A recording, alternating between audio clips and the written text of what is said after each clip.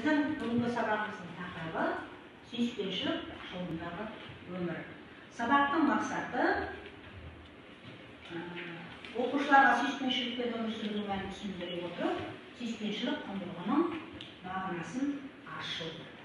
Яғни балалар, бүгінгі біздің дәйек сөзіміз сабағымыздың өмір теңіз жүзем олдар демеңіз, ізгіліктен жасалмаса келеміз деген.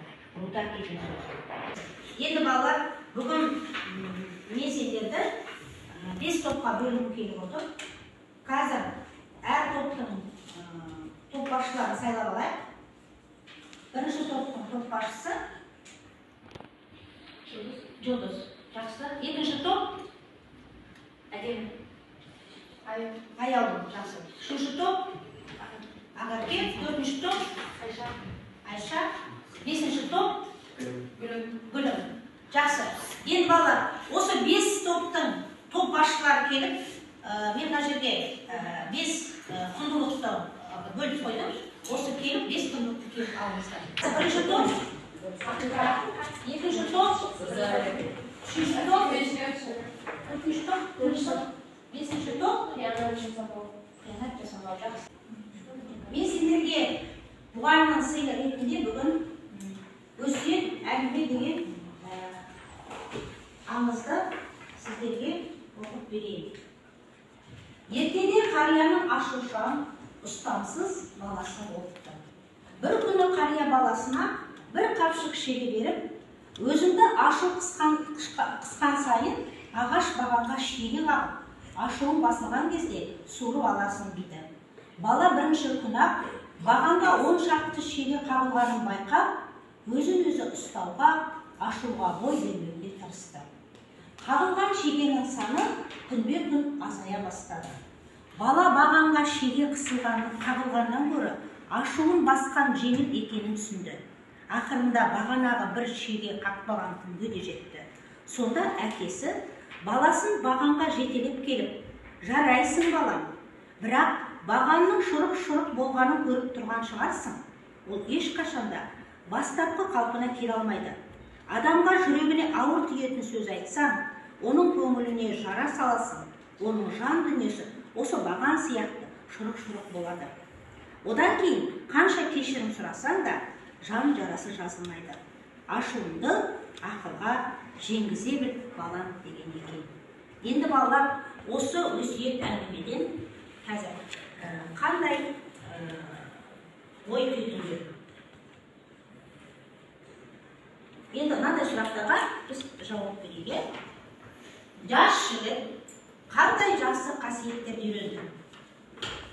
Ең біріншілікте өз-өзін сабырда ұстауды. Адам үшін ең маңызды нәрсе ол сабыр болғандықтан, адам әрқашан өз-өзін тежеуі керек. Жақсы. Ол жауапсыздық қалай құтылады? Жұлдыз, ол жауапсыздықтан қалай құтылады? Яғни өз-өзіне жаңағы әкесі айтты ғой. Қандай жауапсыздықтан құтылды? Біреуге меншік. Біреуге қиянат жасамау. Оқиғадан қандай үлгі алуға болады? Оқиғадан қандай үлгі алуға болады әдемі? Әкесі жақсы жақтарын көрсетіліп. Осы оқиғадан қандай үлгі алуға болады? Әкесі жақсы жақтарын көрсетуі. Баласына, яғни қандай ашу болса да, қашанда не болу керек бала? Сабырлы болу керек. Міне өздерінде осындай қандай ашу, қандай ыза болып тұрса да, әрқашанда сабырлыққа өзімізді шақыруымыз керек екен. Жақсы балалар, енді қазір бізде шығармашылық жұмыс.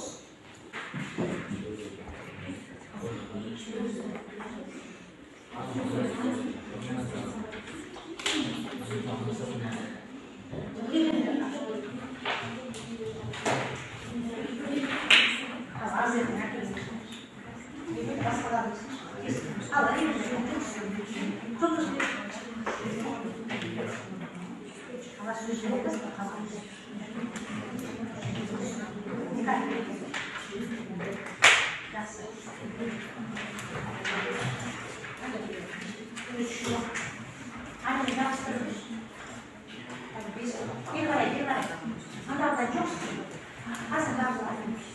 Ала не ben aytdım da ne? Kayda o kez baldan ben kaç?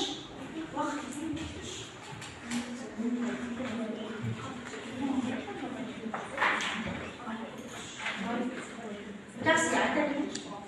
Біздің тобымыздың аты ең бірінші сүйіспеншілік. Әлбетте біз қазір аш жазғанымызбен, бірақ та сүйіспеншіліктің менің ойымша айтарға шегі жоқ.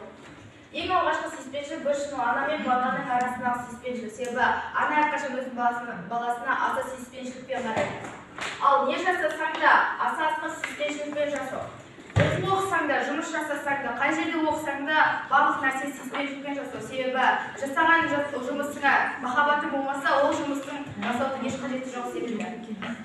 Елімізге де, жерімізге де сүйіспеншілікпен қарау. Себебі біздің туып өскен әрі кіндік тамған жерге біз әрқашан махаббатпен, сүйіспеншілікпен қарауымыз керек. Сүйіспеншілік тұлғалық болудың қырын сызып өтеді.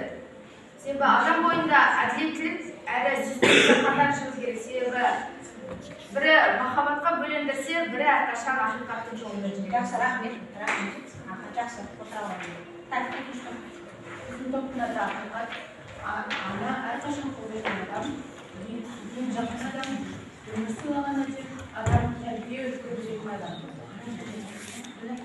Ана өмір сыйлап тәрбиелеп болады.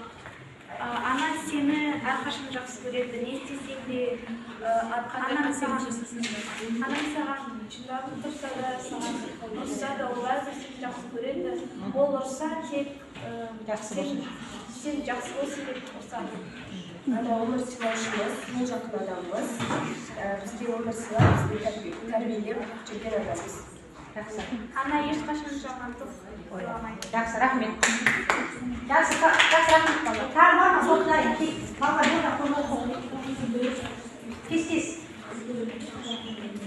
Бұлдар уақыт қойып жүр. Шық. Көрім. Тез. Та бала да қосып тұрады. Тез шығарыңдаршы.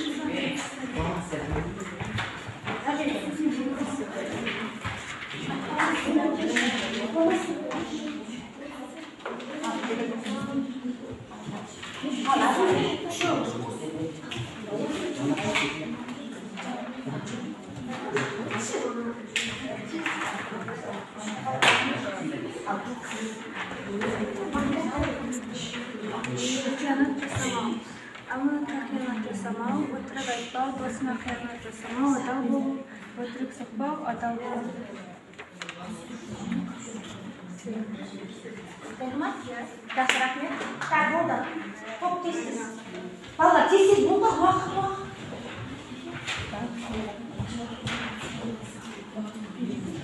Ал тез.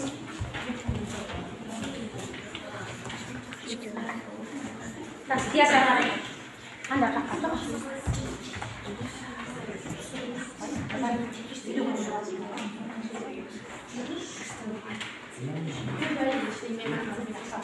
Біздің топтың аты менің перзенттік борышым.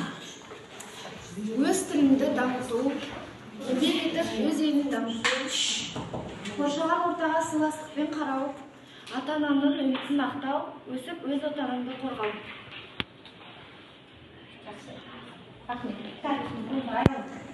Tez, бұл әдемі, бұл. Сендер алдында. Бұл тез балалар уақыт созып қой.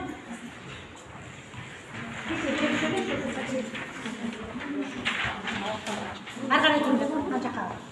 Ілінбей анаға, ілмейсің. Көрінбейді ау далар. Тұрыстап әдемі, көмектен қаласын.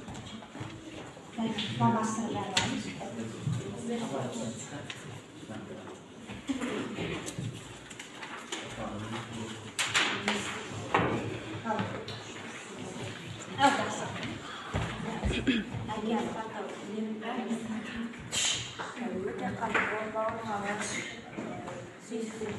Отбасын қорғау.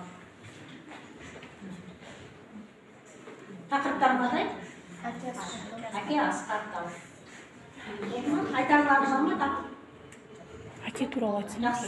Рахмет, жүргізді қаттау. Жақсы балалар, ендеше біздің бүгінгі сабағымыз осымен аяқталды. Сабаққа қатысқандарға